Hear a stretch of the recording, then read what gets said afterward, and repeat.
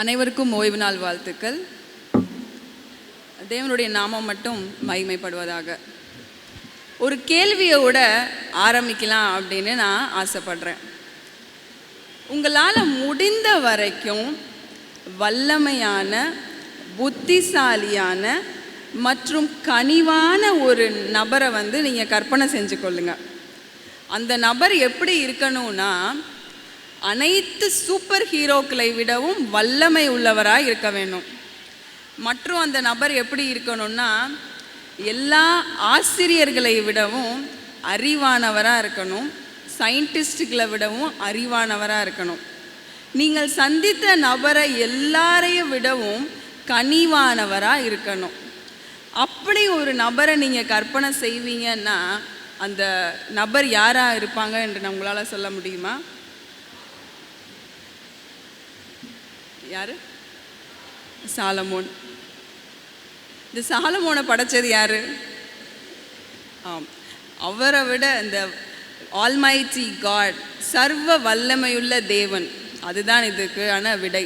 அவரை விட அறிவானவர் இந்த உலகத்தில் யாருமே இருக்க முடியாது. வெளிப்படுத்தல் 4:8 நான் வாசிக்கிறேன்.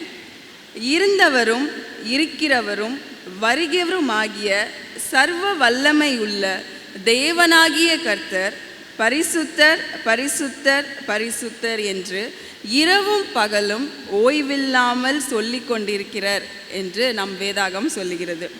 சரி, வேதாகமத்தில் முதல் தடவை சர்வ வல்லமையுள்ள தேவன், த ஆல்மைட்டி காட் என்ற வார்த்தை எங்கே யூஸ் பண்ணியிருக்காங்க? First time in the Bible the almighty God, சர்வ வல்லமுள்ள தேவன் எங்கே இருக்குது அப்படின்ற யாராவது சொல்ல முடியுமா? சரி, எடுத்தவங்க வாசிங்க. ஆதியாகமம் 17:1.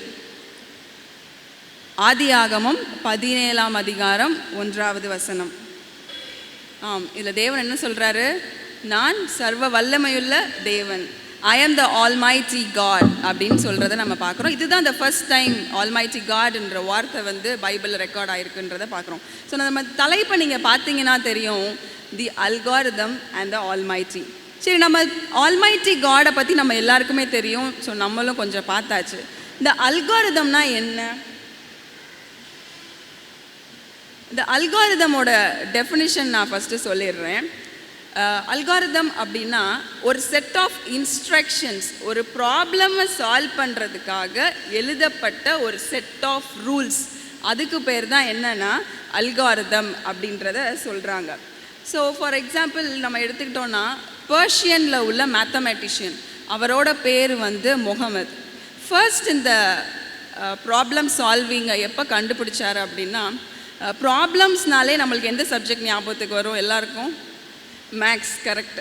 ஸோ அதுவும் மேக்ஸில் உள்ள முக்கியமான சாப்டர்ஸ், இந்த ட்ரிக்னாமெட்ரியாக இருக்கட்டும், அல்காரிதமாக இருக்கட்டும், அப்புறம் ஜாமெட்ரியாக இருக்கட்டும், எல்லாத்தையுமே நம்ம சால்வ் பண்ணுறதுக்கு என்ன வேணும்? ஒரு செட் ஆஃப் ரூல்ஸ் வேணும், ஒரு செட் ஆஃப் இன்ஸ்ட்ரக்ஷன்ஸ் வேணும். அதை கண்டுபிடிச்சவர் தான் யாருன்னா பர்ஷியன் மேத்தமேட்டிஷியன் முகமது. ஸோ நாளடைவில் அந்த ப்ராப்ளம் சால்விங்கோட பேர் எப்படி மாறுச்சு அப்படின்னா தி அல்காரிதம். அல்காரிதம்னா வேறு ஒன்றும் இல்லை, ஒரு செட் ஆஃப் இன்ஸ்ட்ரக்ஷன்ஸ் அப்படின்றத நம்ம பார்க்குறோம். ஒரு சிம்பிளான ஒரு ஃப்ளோ சார்ட் ஒன்று இருக்குது. ஸோ நாளடைவில் இது எப்படி மாறுச்சு அப்படின்னா, இந்த கம்ப்யூட்டர் டெக்னாலஜியில் மட்டும் இந்த அல்காரிதம் அவங்க யூஸ் பண்ணலை. முன்னாடி காலத்துலேருந்து, பாபிலோனியன்ஸ் காலத்துலேருந்து, ஈஜிப்ஷியன்ஸாக இருக்கட்டும், இந்த அல்காரிதமை பேஸ் பண்ணி தான் அவங்க என்ன பண்ணாங்கன்னா, நியூமராலஜியை கால்குலேட் பண்ணுறதா இருக்கட்டும், இந்த அரித்மெட்டிக்கை சால்வ் பண்ணுறதா இருக்கட்டும், எல்லாமே இந்த அல்காரிதம் வச்சு தான் என்ன பண்ணாங்களாம், அவங்க எல்லா கேல்குலேஷன்ஸுமே பண்ணாங்களாம். நம்ம அதை ரிசர்ச் பண்ணி பார்க்கும்போது என்ன சொல்கிறாங்க அப்படின்னா, இன்னுமே அவங்க எழுதின அல்காரிதம் இன்னும் அந்த கிளே ஸ்டோன் டேப்லெட்ஸ்லாம் இன்னும் அது அவங்க எழுதி வச்சுருந்துருக்காங்களாம். ஸோ இந்த அவுட்புட் கிடைக்கணும் அப்படின்னா நீங்கள் இந்த செட் ஆஃப் ரூல்ஸ் இதெல்லாம் நம்ம ஃபாலோ பண்ணி ஆகணும் அப்படின்றத பார்க்குறோம். ஸோ நாளடைவில் இந்த அல்காரிதம் எங்கெங்கெல்லாம் யூஸ் பண்ண ஆரம்பிக்கிறாங்க அப்படின்னா, கம்ப்யூட்டர் டெக்னாலஜிக்குள்ளே அப்படியே இது உள்ளே வருது. சரி, கம்ப்யூட்டர் டெக்னாலஜிக்குள்ளே எப்படி உள்ளே வருதுன்றதை ஒரு சிம்பிளான ஒரு ஃப்ளோ சார்ட் மூலமாக நான் உங்களுக்கு எக்ஸ்பிளைன் பண்ணுறேன். ஸோ ஃபர்ஸ்ட் நம்ம என்ன பார்க்குறோம்? இன்புட். நம்ம என்ன இன்புட் கொடுக்குறோமோ அந்த இன்புட் உள்ளே போய் அந்த செட் ஆஃப் இன்ஸ்ட்ரக்ஷன்ஸ், அதாவது அல்காரிதம் மூலமாக ப்ராசஸ் ஆகி வெளியே வர்றது தான் அவுட்புட். இந்த ஃப்ளோ சார்ட்டை மட்டும் நீங்கள் நல்லா கடைசி வரைக்கும் ஞாபகம் வச்சுக்கோங்க. ஒரு இன்புட் இருக்குது, அந்த ஒரு அல்காரிதம் வழியாக உள்ள போது அல்காரிதம் வந்து இன்விசிபிள், நம்ம கண்ணுக்கு தெரியாது. அது ப்ரீ டிஃபைன்டாக ஒரு ரூல் வந்து எழுதி வச்சுருப்பாங்க. நம்மளுக்கு வெளியே தெரிகிறது தான் என்னது, அவுட்புட். ஸோ ஃபார் எக்ஸாம்பிள், நீங்கள் வந்து ஒரு பிரியாணி செய்யணும்னு வச்சுக்கோங்க. நல்ல ஒரு டேஸ்டான ஒரு பிரியாணி ரெசிபி செய்யணும் அப்படின்னா அதுக்கு என்ன நீங்கள் இன்புட் கொடுப்பீங்க? அவுட்புட் வந்து பிரியாணி வேணும்னு சொல்லிட்டாங்க. அப்போ இன்புட் நீங்கள் என்ன கொடுப்பீங்க? இது எல்லாமே இன்புட்டாக கொடுக்கணும், அப்படி தானே? இன்புட்டாக என்னென்ன தேவையோ பிரியாணிக்கு தேவையான எல்லா இன்க்ரீடியன்ட்ஸையும் இன்புட்டாக நீங்கள் பாஸ் பண்ணி அதுக்கப்புறம் எங்கே போகும் அப்படின்னா ஸ்டெப் பை ஸ்டெப் ப்ரொசீஜர். அதுதான் நான் சொன்னேன், இந்த algorithm. So step by step ப்ரொசீஜர்னும் போது ஃபஸ்ட்டு என்ன பண்ணணும்? அதுக்கு தேவையான நெய்யோ எண்ணெய் ஊற்றணும், தாளிக்கணும், கரெக்டாக பக்குவமாக வதக்கணும். இதெல்லாம் நம்ம பண்ணால் தான் என்ன கிடைக்கும்? நம்மளுக்கு நல்ல டேஸ்டான ஒரு பிரியாணி கிடைக்கும். இல்லை நீங்கள் ரொம்ப வதக்கிட்டீங்க, தண்ணி ஜாஸ்தியாக போச்சுன்னா என்ன ஆயிரும்? பிரியாணி குழஞ்சு போயிடும். சரி, நெக்ஸ்ட் நம்ம பார்க்கலாம். இன்னொரு சிம்பிளான ஒரு எக்ஸாம்பிள் நான் சொல்கிறேன். இந்த அல்காரிதமை நாளடைவில் எங்கே யூஸ் பண்ண ஆரம்பித்தாங்க அப்படின்னா, இப்போ ரீசண்டாக ஒரு டெக்னாலஜி ரொம்ப பூம் ஆகி ரொம்ப ட்ரெண்டிங்கில் போயிட்டுருக்குது. அது என்ன டெக்னாலஜி அப்படின்னா AI, that is the artificial intelligence. எல்லோரும் கேள்விப்பட்டிருக்கோமா ஆர்டிஃபிஷியல் இன்டெலிஜென்ஸை பற்றி? இப்போ எங்கே பார்த்தாலும் ஒரு சின்ன பிள்ளைங்கிட்ட கூட கேளுங்க, எப்படி நீங்கள் ப்ராஜெக்ட்லாம் பண்ண போகிறீங்களா? அதெல்லாம் ஆர்டிஃபிஷியல் இன்டெலிஜென்ஸ் இருக்குது, ஏஐ இருக்குது, நாங்கள் அதை வச்சு பண்ணிடுவோம் அப்படின்னு ஸ்கூல் படிக்கிற பிள்ளைங்க கூட ஆர்டிஃபிஷியல் இன்டெலிஜென்ஸ் பற்றி தெரிஞ்சு வச்சுருக்காங்க. அதே மாதிரி காலேஜ் படிக்கிறவங்கலாம் அடுத்து நீங்கள் என்ன பண்ண போகிறீங்கன்னா ஆர்டிஃபிஷியல் இன்டெலிஜென்ஸ் கோர்ஸ் படிக்க போகிறோம், அதுக்கு தான் நல்ல ஸ்கோப் இருக்குது, அதுக்கு தான் நல்ல வேலை வாய்ப்பு இருக்குது அப்படின்னு. இது ரொம்ப ஒரு ட்ரெண்டிங்காக இந்த டைமில் என்ன ஆகிட்டு இருக்கு அப்படின்னா இந்த ஆர்டிஃபிஷியல் இன்டெலிஜென்ஸ் போயிட்டுருக்கு. நீங்கள் எல்லாருமே நினைக்கலாம், இது என்னடா ஆர்டிஃபிஷியல் இன்டெலிஜென்ஸ், நம்ம எங்கே இதெல்லாம் யூஸ் பண்ணுறோம் அப்படின்னு நீங்கள் நினைக்கலாம். ஆனால் நம்ம தெரிஞ்சோ தெரியாமலோ அன்றாட வாழ்க்கையில் டெய்லி நம்ம என்ன பண்ணிகிட்ருக்கோம்? இதை வந்து யூஸ் பண்ணிகிட்ருக்கோம். ஸோ எப்படியெல்லாம் நம்மளை அறியாமலே ஆர்டிஃபிஷியல் இன்டெலிஜென்ஸ் வந்து நம்மளோட வாழ்க்கைக்குள்ளே வந்துருச்சு அப்படின்றத நம்ம பார்க்கலாம். சரி, ஃபர்ஸ்ட் காலையில் நீங்கள் எந்திரிக்கிறீங்க, எந்திரிச்சோடனே நம்ம என்ன பார்க்குறோம்? எல்லாருமே கையில் என்ன எடுக்கிறோம்? ஃபோனை தான் கையில் எடுக்கிறோம். ஸோ எல்லாரோட ஃபோனும் லாக் பண்ணப்பட்டிருக்கு. இந்த ஃபோனை லாக் பண்ணப்பட்டிருக்க ஃபோனை நீங்கள் அன்லாக் பண்ணுறதுக்கு என்ன யூஸ் பண்ணுறீங்க? ஒன்று நீங்கள் உங்கள் ஃபேஸை காமிக்கிறீங்க, அப்படி இல்லைன்னா என்ன பண்ணுறீங்க? ஃபிங்கர் பிரிண்ட்டோ பாஸ்வேர்டோ என்ன பண்ணுறீங்க? அதை போடுறீங்க. ஸோ அந்த இடத்துலையே அவங்க எதை யூஸ் பண்ணி அந்த ஃபோனை அன்லாக் பண்ணுறாங்க அப்படின்னா அல்காரிதம், அதாவது ஆர்டிஃபிஷியல் இன்டெலிஜென்ஸ். ஸோ இன்புட்டாக உங்கள் ஃபேஸ் வருது, ஃபோன் கிட்ட வந்த உடனே அந்த கேமரா ரெகக்னைஸ் பண்ணுது நீங்கள் தானா அப்படின்னு உள்ளே போய் அது செக் பண்ணுது. உங்கள் ஃபேஸ் ஐடியோ இல்லை உங்கள் ஃபிங்கர் பிரிண்ட்டோ அந்த அல்காரிதமோட மேட்ச் ஆச்சுன்னா அந்த ஃபோன் என்ன ஆகுது? அன்லாக் ஆகுது. சரி, அடுத்து எங்கெல்லாம் நம்ம யூஸ் பண்ணுறோம் அப்படின்னா, அடுத்து நீங்கள் டெக்ஸ்ட் மெசேஜ் பண்ண போகிறீங்க. காலைல எழுந்திரிச்சோன்னே எல்லாருக்கும் ஒரு மார்னிங் மெசேஜாக இருக்கட்டும், இல்லை பைபிள் வேர்ஸ் ஷேர் பண்ணுறது வழக்கம். ஸோ எல்லோரும் நீங்கள் உங்கள் வாட்ஸ்அப் போயிட்டு மெசேஜ் பண்ணுறப்ப நீங்கள் நோட் பண்ணிங்களான்னு எனக்கு தெரில. அப்படி நோட் பண்ணலைன்னா இனிமேல் நீங்கள் நோட் பண்ணுங்கள். ஃபஸ்ட்டு நீங்கள் குட் அப்படின்னு டைப் பண்ணுறீங்க. அப்போ அதுக்கப்புறம் நீங்கள் பார்த்தீங்க அப்படின்னா நிறைய சஜஷன்ஸ் உங்களுக்கு காட்டும். குட் மார்னிங், அடுத்து டே, நைட் அப்படின்னு அடுத்தடுத்த வார்த்தைகள் என்ன பண்ணும் அப்படின்னா அதுவாகவே வந்துக்கிட்டே இருக்கும். ஸோ இதுவும் ஒரு ஆர்டிஃபிஷியல் இன்டெலிஜென்ஸ் நம்ம யூஸ் பண்ணுறதுல. ஸோ ஆல்ரெடி அதுக்கு டேட்டாவை ஃபீட் பண்ணி வச்சுட்டாங்க. ஸோ இன்புட் குட் அப்படின்னு நம்ம வந்துச்சு அப்படின்னா அதுக்கு ரிலேட்டடான எல்லா சஜஷன்ஸையும் கொடு அப்படின்னு சொல்லி அந்த அல்காரிதமை முன்னாடியே ப்ரீ டிஃபைன்டாக என்ன பண்ணி வச்சுருக்காங்க? எழுதி வச்சுருக்காங்க அப்படின்றத பார்க்குறோம். சரி, அடுத்து நம்ம எங்கெல்லாம் யூஸ் பண்ணுறோம் அப்படின்னா, இப்போ ஒரு வெக்கேஷன் போகிறப்ப நம்மளுக்கு மெயினாக என்ன தேவை? அந்த இடத்துல மேப், கூகுள் மேப் இல்லாமல் இப்போ எங்கேயாவது ஒரு இடத்துக்கு போக முடியுதா? கண்டிப்பாக போக முடியாது. சரி, நீங்கள் கூகுள் மேப் போகிறீங்க, இப்போ நான் கொடைக்கானல் போகணும் அப்படின்னு சொல்லி நீங்கள் லொக்கேஷன் செட் பண்ண உடனே உங்களுக்கு அதுவே என்ன சொல்லுது? பெஸ்ட்டான ரூட்டை உங்களுக்கு காட்டுது. இந்த ரூட்டில் போனால் உங்களுக்கு இவ்வளோ நேரம், இது வந்து ஷார்ட்கட் ரூட்டு, இங்கே உங்களுக்கு டிராஃபிக் இருக்காது, இங்கே டிராஃபிக் ஜாஸ்தி அப்படின்னு டிராஃபிக்காக இருக்க இடம்லாம் உங்களுக்கு எப்படி காட்டும்? ரெட் கலரில் காட்டும். ஸோ இந்த கூகுள் மேப்பும் என்ன பண்ணுறாங்க அப்படின்னா ஆர்டிஃபிஷியல் இன்டெலிஜென்ஸை யூஸ் பண்ணி தான் நம்மளுக்கு லைவ் டேட்டாவை அப்டேட் பண்ணிக்கிட்டே இருக்காங்க. நம்மளாலேயும் என்ன பண்ண முடியுது? எந்த ரூட்டு அங்கே நெட்வொர்க்கே இல்லாட்டினாலும் நம்மளுக்கு ரூட்டை காமிச்சு நம்மளுக்கு கரெக்டான இடத்துல கொண்டு போய் சேர்த்துருது அப்படின்றத பார்க்குறோம். சரி, இந்த ஆர்டிஃபிஷியல் இன்டெலிஜென்ஸோட தமிழ் பேர் என்ன அப்படின்னா செயற்கை நுண்ணறிவு அப்படின்றத நம்ம பார்த்துட்டோம். சரி, வேறு எங்கெல்லாம் இந்த ஆர்டிஃபிஷியல் இன்டெலிஜென்ஸ் யூஸ் பண்ணுறாங்க அப்படின்றத நான் காட்டுறேன்.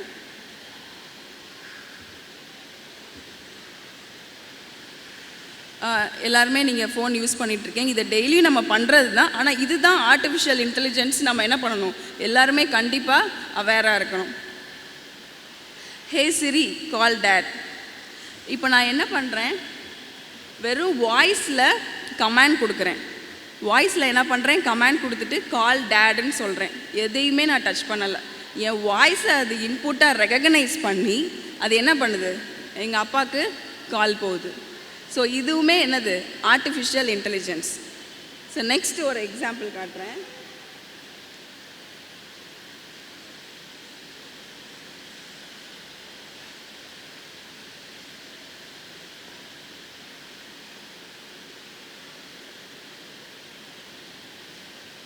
இது பார்த்தீங்கன்னா ஒரு சாதாரண ஒரு 200 ரூபாய்க்கு வாங்கின ஒரு நைட் லேம்ப் தான் இது.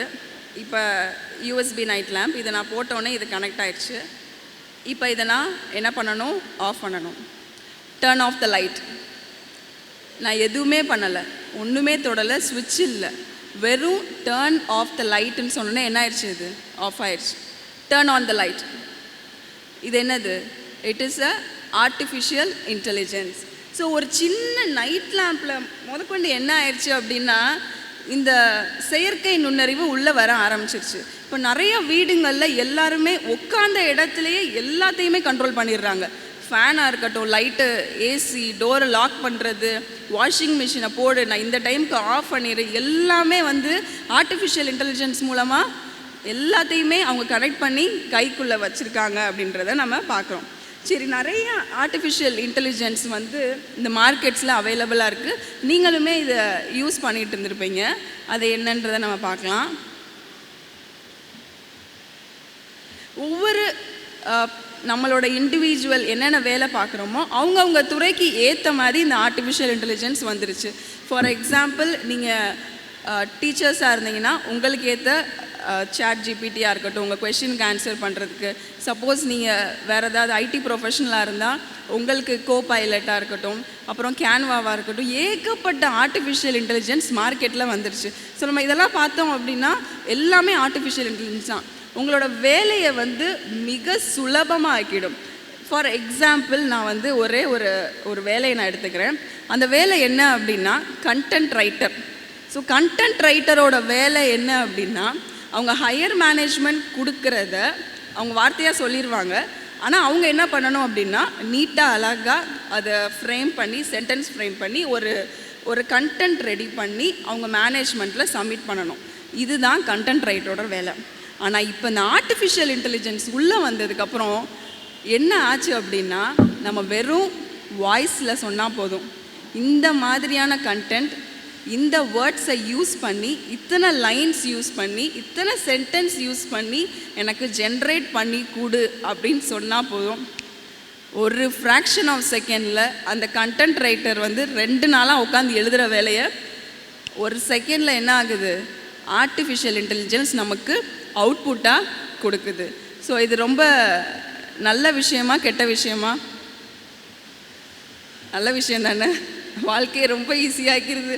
ஒன்றுமே வேலை பார்க்க தேவையில்லை, நம்ம சொன்னதெல்லாம் என்ன ஆயிடுது, அதுவே செஞ்சிருது அப்படின்றத நம்ம பார்க்குறோம். சரி, இந்த ஆர்டிஃபிஷியல் இன்டெலிஜென்ஸ் நான் சொன்னேன், நீங்கள் டெக்ஸ்ட்டாக இருக்கலாம், இல்லாட்டினா ஆடியோவாக இருக்கலாம், இல்லாட்டினா இமேஜஸாக இருக்கலாம். நீங்கள் இமேஜுக்கு அனுப்பி உங்கள் ரிப்போர்ட்டை கூட நீங்கள் ஸ்கேன் பண்ணி ஆர்டிஃபிஷியல் இன்டெலிஜென்ஸில் அனுப்புனீங்கன்னா எனக்கு இதெல்லாம் இருக்குது, எனக்கு என்ன வியாதின்னு நீ சொல்லு அப்படின்னா உங்கள் ரிப்போர்ட் எல்லாம் பார்த்து டயக்னோஸ் பண்ணி உங்களோட ஹெல்த் எப்படி இருக்குன்றத அவுட்புட் என்ன வந்துடும், நீட்டாக அழகாக வந்துடும். இது எங்கெங்கெல்லாம் யூஸ் பண்ணுறாங்க அப்படின்றத பார்த்தோம் அப்படின்னா ஹெல்த் கேரில் ரொம்ப பெஸ்ட்டாக ஆக்சுவலாக இந்த ஆர்டிஃபிஷியல் இன்டெலிஜென்ஸ் போயிட்டுருக்கு. நிறையா இடத்துல டாக்டர்ஸே இல்லாமல் ரோபோட்டை வச்சு இந்த ஏஐ யூஸ் பண்ணி அவங்களே அல்காரிதம்ஸ் எழுதி ஆப்ரேஷன் பண்ணிடுறாங்க. அதுக்கப்புறம் எஜுகேஷன், டீச்சர்ஸே தேவையில்லை இனிமேல் சொல்ல போனால். நிறையா பேருக்கு ஸ்டூடெண்ட்ஸ்க்கும் டீச்சர்ஸ்க்கும் ஆகாது. அந்த நேரத்தில் என்ன பண்ணுறது, இந்த ஆர்டிஃபிஷியல் இன்டெலிஜென்ஸ் ஒரு வெர்ச்சுவல் அசிஸ்டண்ட்டாக ஒரு ஸ்டூடெண்ட்டை கைட் பண்ணுதான். அவங்களுக்கு டீச்சர் மாதிரியே உட்காந்துருக்கும் முன்னாடி லேப்டாப்பில். அதுவே உங்களுக்கு உங்களோட கெப்பாசிட்டிக்கு ஏற்ற மாதிரி அழகாக நீட்டாக ஒவ்வொரு சப்ஜெக்ட்லேயும் எத்தனை தடவை நீங்கள் கேட்டாலும் உங்களுக்கு சொல்லி கொடுத்துட்டே இருக்கும். டீச்சர்ஸ் மாதிரி உட்காரு அப்படின்லாம் யாரும் அதை சொல்லாது. நீங்கள் எத்தனை தடவை கேட்டாலும் அது என்ன பண்ணும், உங்களுக்கு சொல்லி கொடுத்துட்டே இருக்கும். அடுத்து வந்து ஃபினான்ஸில் யூஸ் பண்ணுறாங்க. ஸோ ஃபினான்ஸில் வந்து பேங்கிங் செக்டார்ஸில் நிறையா ஃப்ராடெல்லாம் நடக்கலாம், அதெல்லாம் கண்டுபிடிக்கிறதுக்காக யூஸ் பண்ணுறாங்க. டிரான்ஸ்போர்ட்டேஷன்ஸில் யூஸ் பண்ணுறாங்க. நம்ம ஆல்ரெடி பார்த்த மாதிரி டிராஃபிக்கை மேனேஜ் பண்ணுறதுக்கு இந்த லாஜிஸ்டிக்ஸில் யூஸ் பண்ணுறாங்க, கம்யூனிகேஷனில் யூஸ் பண்ணுறாங்க, அப்புறம் என்டர்டெயின்மெண்ட் கேமிங்ஸ்லையும் என்ன பண்ணுறாங்க, யூஸ் பண்ணுறாங்க அப்படின்றது பார்த்தோம். ஸோ இதனால் பாசிட்டிவ்ஸ் வந்து நிறையா இருக்குது. இப்போ ரீசெண்டாக ஒரு நியூஸ் ஏப்ரலில் நான் படித்தேன். என்ன அப்படின்னா, first AI child was born. முதல் ஏஐ குழந்தை பிறந்துருச்சு. எங்கே பிறந்துருச்சு? மெக்சிகோவில் பிறந்துருச்சு.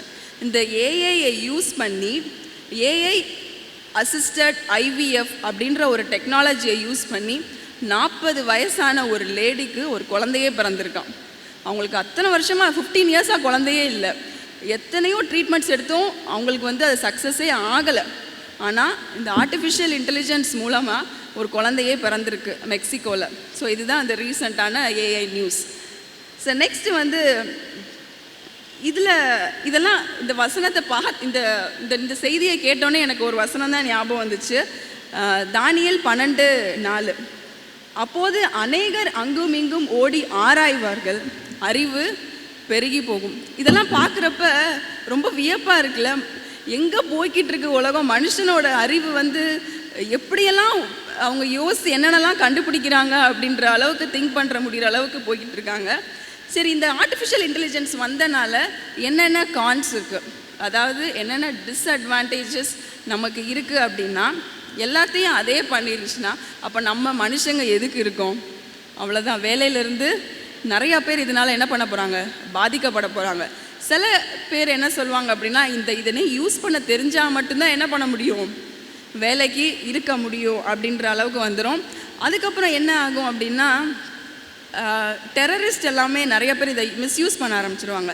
ஏன்னா நம்ம என்ன கொடுக்குறோம், என்ன டேட்டாவை ஃபீட் பண்ணுறோமோ அதுக்கேற்ற ரிசல்ட் தான் நாங்கள் கிடைக்கும். நம்ம தப்பான ரிசல்ட் அதுக்கு ஃபீட் பண்ணிட்டோன்னா அது நம்மளுக்கு அவுட்புட் எப்படி கொடுக்கும், தப்பாக தான் நம்ம கொடுக்கும். ஸோ இதை மிஸ்யூஸ் பண்ணுறதுக்கான சான்ஸ் வந்து நிறையா இருக்குது. நிறைய சைபர் அட்டாக்ஸ் வந்து நிறைய நடக்கலாம் அப்படின்றதையும் நம்ம பார்க்குறோம். சரி, என்னடா இது என்னென்னமோ ஆர்டிஃபிஷியல் இன்டெலிஜென்ஸ் சொல்லி பயம் கொடுத்துறோமே, நம்மளுக்கு இதெல்லாம் தெரியுமா, யூஸ் பண்ண முடியுமா அப்படின்னு நீங்கள் யோசிக்க வேண்டாம். நம்மளுக்கு இதை எல்லாத்தையும் விட ஒரு பயங்கரமான ஒரு பவர்ஃபுல்லான ஒரு இன்டெலிஜென்ஸ் இருக்குது.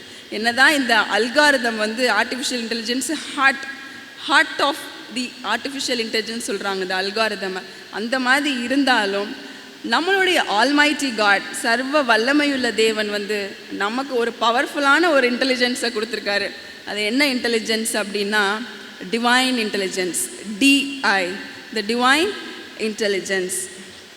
அது வந்து என்ன, அதை வச்சு என்ன ஆகும் அப்படின்றதே நம்ம பார்க்கலாம்.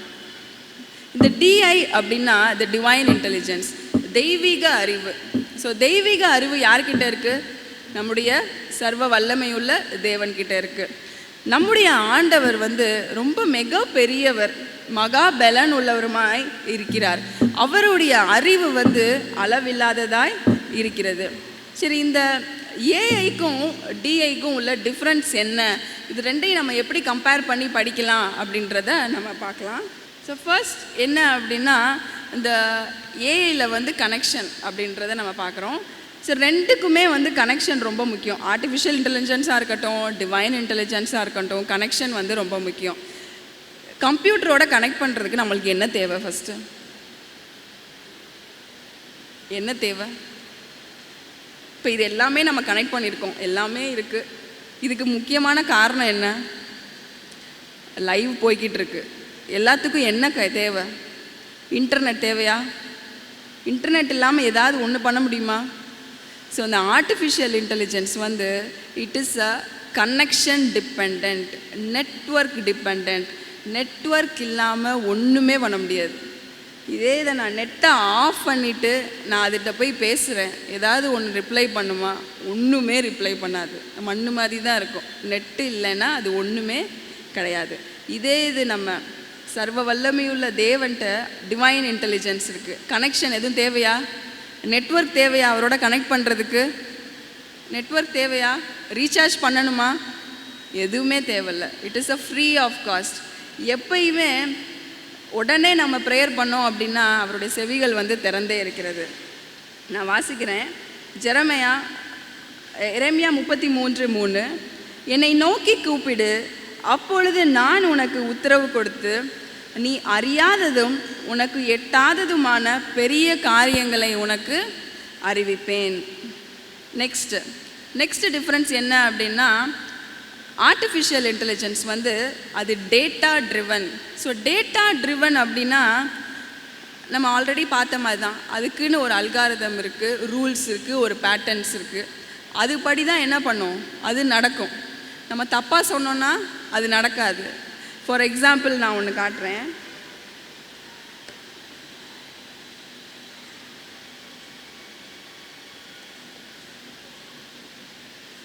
ஸோ இப்போ வந்து இந்த லைட்டு ஆனில் இருக்குது. இப்போ வந்து நான் என்ன சொல்கிறேன்னு பாருங்கள். Off the light, off the light, off the light. கமாண்டை மாற்றி சொல்கிறேன். ஒர்க் ஆச்சா? இல்லை. இப்போ அதே இது turn off the light, off ஆயிடுச்சு. ஏன்னா அது கொடுக்கப்பட்ட கமாண்டு. டர்ன் ஆஃப் த லைட்டுன்னு சொன்னால் மட்டும்தான் ஆஃப் ஆகு அப்படின்னு அதோட கமாண்ட் இருக்குது.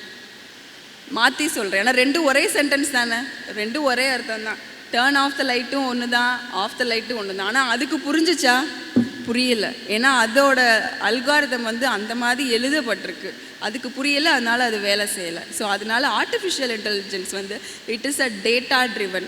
அதுக்கு என்ன அறிவு கொடுக்கப்பட்டிருக்கோ அதுக்கு அந்த அளவுக்கு மட்டும்தான் அது என்ன பண்ணும், வேலை பார்க்கும். இதே இது நம்மளோட டிவைன் இன்டெலிஜென்ஸ் வந்து எப்படி இருக்குது அப்படின்னா, it is a spirit driven அப்படின்றத பார்க்குறோம். நம்மளுடைய தேவனுடைய அறிவு வந்து it operates on the principle of love, grace and wisdom. அதே மாதிரி மனிதனோட அறிவுக்கு எட்டாத அளவுக்கு அவரோட அறிவும் அவரோட அன்பும் ஞானமும் இருக்குது அப்படின்றத நம்ம பார்க்குறோம். ஐசாயா 46:10, ஏசாயா 46:10 அந்தத்தில் உள்ளவைகளை ஆதி முதற்கொண்டும் இன்னும் செய்யப்படாதவைகளை பூர்வ காலம் முதற்கொண்டும் நான் அறிவேன் அப்படின்னு சொல்லியிருக்காரு. இப்போ உள்ள திங்ஸை கேட்டால் தான் நம்மளுக்கு கூகுளாக இருக்கட்டும் எதுவாக இருக்கட்டும் சொல்லும், இல்லை பழைய ஹிஸ்ட்ரியை கேட்டால் சொல்லும். ஆனால் நம்ம தேவன் என்ன சொல்கிறாரு, ஸ்டார்டிங்லேருந்து முடிவு வரைக்கும் எல்லாமே எனக்கு தெரியும், பூர்வ காலம் முதற்கொண்டு நான் அறிகிறேன் அப்படின்னு நம்மளுடைய தேவாதி தேவன் வந்து சொல்லியிருக்கிறாரு. ஸோ நம்ம இப்போ பார்த்தாலே தெரியும் எது பெரியது, ஏஐயா டிஏயா? ஆர்டிஃபிஷியல் இன்டெலிஜென்ஸ் பெருசா இல்லை டிவைன் இன்டெலிஜென்ஸ் பெருசா? டிவைன் இன்டெலிஜென்ஸ் தான். சரி, நெக்ஸ்ட்டு என்ன பார்க்குறோம் அப்படின்னா, இந்த ஆர்டிஃபிஷியல் இன்டெலிஜென்ஸ் வந்து ஒரு ரியாக்டிவாக இருக்கும். ரியாக்டிவ்னா என்ன அப்படின்னா, நான் ஏதாவது ஒன்று கேட்டால் தான் அது பதில் சொல்லும். இப்போ நான் ஒன்று செய்யின்னு சொல்கிறேன், அது செய்யும். இல்லை எனக்கு இதை செஞ்சு கொடு அப்படின்னு சொன்னால் மட்டும்தான் அது என்ன பண்ணும், அது ரியாக்ட் பண்ணும். இல்லாட்டினா அது ஒன்றுமே ரியாக்டே பண்ணாது. ஆனால் இதே இது நம்மளுடைய டிஐ, இந்த டிவைன் இன்டெலிஜென்ஸ் வந்து எப்படி இருக்கும் அப்படின்னா, ஒரு ப்ரோ ஆக்டிவாகவும் இருக்கும், ப்ரெடிக்டிவாகவும் இருக்கும் அப்படின்றத நம்ம பார்க்குறோம். நம்மளுடைய ஃப்யூச்சரை டிசைட் பண்ணுற டிவைன் இன்டெலிஜென்ஸால் மட்டும்தான் முடியும். தி ஆல்மைட்டி காடால் மட்டும்தான் முடியும். எந்த ஒரு அல்காரிதத்தாலையும் ஒவ்வொரு மனுஷனோட ஃப்யூச்சரை வந்து அது ப்ரெடிக்ட் பண்ணவே முடியாது. நாளைக்கு என்ன நடக்கும்னு அதுகிட்ட போய் கேட்க முடியுமா? சாட்ஜிபிடியில் நீங்கள் கோபைலட்டில் போய் கேட்டால் சொல்லுமா? கண்டிப்பாக கிடையாது. ஆனால் தேவாதி தேவனுக்கு எல்லாமே வந்து அவர் அறியக்கூடிய மிகப்பெரிய அறிவுள்ளவராக இருக்கிறார். சங்கீதம் 139:4 நம்ம பார்க்குறோம், என் நாவில் சொல் பிறவாததற்கு முன்னே இதோ கர்த்தாவே அதை எல்லாம் நீர் அறிந்திருக்கிறீர். இந்த ஏஐட்ட நம்ம சொன்னாதான் தெரியும். ஆனால் தேவன் சொல்லியிருக்கிறாரு, உன் நாவில் சொல் பிறவாததற்கு முன்னே இதோ கர்த்தாவே அதை எல்லாம் நீர் அறிந்திருக்கிறீர். நம்ம சொல்கிறதுக்கு முன்னாடியே தேவன் என்ன பண்ணியிருக்காராம், எல்லாத்தையுமே அறிந்திருக்கிறார். நம்ம போய் சொல்லி எனக்கு இது வேணும்னு கேட்க தேவையே இல்லை. நாம் நினைப்பதற்கும் எண்ணுவதற்கும் அதிகமாக கொடுக்க அவர் வல்லவராக இருக்கிறார் அப்படின்றதை நம்ம பார்க்கோம்.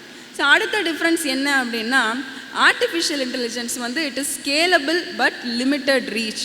ஸோ அப்படின்னா என்ன அப்படின்னா, இதை பற்றி அறிஞ்சவங்க இல்லை இதற்காக படித்தவங்க இதுக்குன்னு டிகிரி வாங்கியிருக்கவங்களால மட்டும்தான் இதை யூஸ் பண்ண முடியும். மற்றவங்களால யூஸ் பண்ண முடியுமா? ஒரு காமன் பீப்புளால் யூஸ் பண்ண முடியுமா கேட்டால் கிடையாது. ஆனால் இது இந்த டிவைன் இன்டெலிஜென்ஸ் வந்து இந்த தெய்வீக ஞானம் எப்படிப்பட்டது அப்படின்னா, இட் இஸ் யூபிக்வஸ் அண்ட் பர்சனல். அப்படின்னா எந்த நேரத்துலையும் எப்போனாலும் அவரை நம்ம என்ன பண்ணிக்கலாம், கனெக்ட் பண்ணிக்கலாம். ஒரு சாதாரண மனுஷனாக இருந்தால், ஒரு பாவியாக இருந்தால் கூட அவரை எப்பயுமே நம்ம ஜெபத்தின் மூலமாக கனெக்ட் பண்ணலாமா, பண்ண முடியாதா?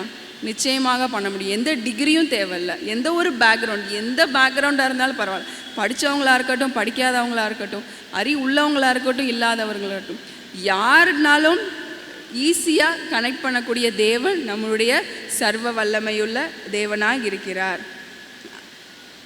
சங்கீதம் 34:15, கர்த்தருடைய கண்கள் நீதிமான்கள் மேல் நோக்கமாக இருக்கிறது, அவருடைய செவிகள் அவர்கள் கூப்பிடுதலுக்கு திறந்தே இருக்கிறது. சரி, அடுத்த டிஃப்ரென்ஸ் என்ன அப்படின்னா, இந்த ஏஐ வந்து அல்காரிதமிக்கலி டிஃபைன்ட் அப்படின்னு பார்க்குறோம். ஸோ அல்காரிதமிக்கலி டிஃபைன்ட் அப்படின்னா என்ன? இப்போ நான் உங்களுக்கு இந்த எக்ஸாம்பிள் நான் காட்டினேன். இந்த லைட்டு கமாண்டை மாற்றி கொடுத்தேன், வேலை செஞ்சிச்சா? வேலை செய்யலை. ஏன்னா அதுக்கேற்ற அல்காரிதம் நம்ம உள்ள இன்புட்டாக கொடுத்தா மட்டும்தான் அதுக்கான ரிசல்ட் கிடைக்கும். அதுக்கான நம்ம என்ன லைட் எரியணும்னா, ஆமாம் எரியணும், கரெக்டான இது கொடுத்தா தான் எரியும். இல்லாட்டினா நம்மளுக்கு என்ன பண்ணாது, எந்த ஒரு ரிசல்ட்டையுமே அது ப்ரொடியூஸ் பண்ணாது. ஆனால் நம்மளுடைய தேவன் வந்து he is a mysteriously infinite god. அவரோட ஞானத்துக்கு எட்டாத எதுவுமே கிடையாது. இந்த ஏஐயால் போய் நிற்க கூட முடியாது. ஆர்டிஃபிஷியல் இன்டெலிஜென்ஸை கண்டுபிடிச்சது யார்? மனுஷங்க தான். ஆனால் மனிதனையே படைத்தவர் யார்? நம்முடைய தேவன். அது பக்கத்தில் கூட இந்த ஆர்டிஃபிஷியல் இன்டெலிஜென்ஸ் போக கூட முடியாது. சரி, அடுத்து எரேமியா 1:5 நான் வாசிக்கிறேன். நான் உன் தாயின் வயிற்றில் உருவாக்கும் முன்னே உன்னை அறிந்தேன், நீர் கர்ப்பத்தில் இருந்து வெளிப்படும் முன்னே நான் உன்னை பரிசுத்தம் பண்ணி உன்னை ஜாதிகளுக்கு தீர்க்கதரிசியாக கட்டளையிட்டேன் என்று சொன்னார். நம்ம இந்த உலகத்துக்கு வர்றதுக்கு முன்னாடி யார் நம்மளை அறிந்திருக்கிறாங்க? தேவன் நம்மளை அறிந்திருக்கிறார். சரி, அடுத்து கடைசியான ஒரு டிஃப்ரென்ஸ் என்ன அப்படின்னா, இந்த ஏஐக்கு வந்து ஒரு டெம்ப்ரவரியான ஒரு மெமரி தான் இருக்கும். ஸோ டெம்ப்ரவரி மெமரினா என்ன? கொஞ்ச நாள் இருக்கும். நம்ம அதுகிட்ட வாங்குகிற இன்புட்டு அவுட்புட்டெல்லாம் கொஞ்ச நாளைக்கு சேவ் பண்ணி வைக்க முடியும். இன்னும் கொஞ்சம் சேவ் பண்ணணும்னா அதுக்கு என்ன வேணும்? இன்னும் காசு கட்டணும். எவ்வளோ நாள் தான் அப்படி காசு கட்டி சேவ் பண்ணி வச்சுட்டே இருக்க முடியும்? இருக்க முடியாது. ஏதாவது ஒரு வைரஸ் வந்துச்சுன்னா என்ன ஆயிரும்? ஃபுல் டேட்டாவும் கரப்ட் ஆகி அழிஞ்சு போயிடும். ஆனால் நம்மளுடைய தேவனாகிய தெய்வீக அறிவு எப்படி இருக்குது அப்படின்னா, it is a eternal memory. ஒவ்வொருத்தவர்களை பற்றியும் எல்லாத்தையும் தேவன் என்ன பண்ண வச்சுருக்கார்? ஞாபகத்தில் வச்சுருக்கார். எதையாவது மறப்பாரா? எதையாவது தேவன் மறந்துருக்கிறாரா? கிடையவே கிடையாது. அவர் ஒரு நாளும் வந்து எதையுமே மறந்ததே கிடையாது அப்படின்றத நம்ம பார்க்குறோம். ஸோ இந்த டிவைன் இன்டெலிஜென்ஸ் வந்து it is irreplaceable of anything. எந்த ஒரு இன்டெலிஜென்ஸ் இன்னும் ஃப்யூச்சரில் வந்தாலும் கூட இந்த தெய்வீக அறிவை எதனாலையும் ரீப்ளேஸ் பண்ணவே முடியாது அப்படின்றத நம்ம பார்க்குறோம். ரோமர் 11:33 வாசிக்கிறேன். தேவனுடைய ஐஸ்வர்யமும் ஞானமும் அறிவு என்பவைகளின் ஆழம் எவ்வளவா இருக்கிறது. இப்போ மனுஷனோட அறிவே இப்படி இருக்குது அப்படின்னா அப்புறம் தேவனோட அறிவு எப்படி இருக்கும்? அதை நம்மளால் யோசிக்கவே முடியல, நம்மளால் நினச்சி கூட பார்க்க முடியாத அளவுக்கு இருக்குது அவரோட அறிவு. சரி, இந்த ஆர்டிஃபிஷியல் இன்டெலிஜென்ஸ் வந்து நான் எதற்காக உங்கள்கிட்ட சொல்கிறேன் அப்படின்னா, நம்ம வந்து உலகத்தில் என்ன நடக்குது, நம்மளை சுற்றி என்ன நடக்குது அப்படின்றத நம்ம தெரிஞ்சுக்கணும் அப்படின்றதுக்காக தான் நான் இதை பற்றி அவங்கள்ட்ட சொல்லலான்னு ஆசைப்பட்டேன்.